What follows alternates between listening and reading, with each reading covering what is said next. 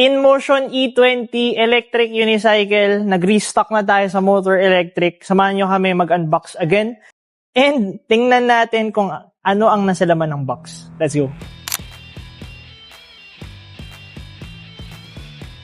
Okay, 3 piraso lang yung laman ng box. Yung manuals, yung charger, tsaka yung unicycle.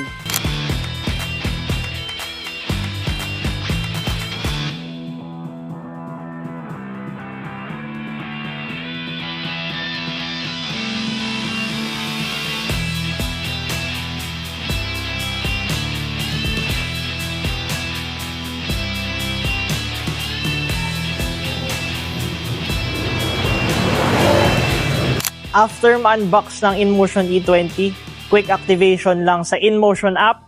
Pwede na siyang gamitin. Quick specification check tayo. Battery natin ay 54 volts, 250 watt-hour. That can run up to 30 kilometers per full charge. Motor power natin ay 450 watts. That can run up to 20 kph naman max speed. 2-in-1 wheel system yan kung makikita nyo.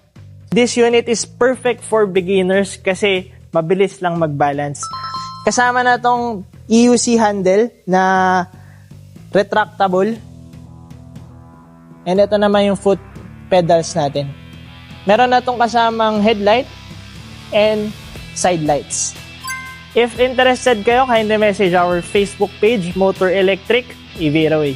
Thank you for watching. If you haven't subscribed, kindly do. If you want to drop by, we are open 10 a.m. to 6 p.m. Monday to Sunday with a 12 to 1 p.m. lunch break. We are easy to find on Waze and Google Maps. Just search Motor Electric Vehicle PH Tondo. Address and contact details are on the screen. Iveraway.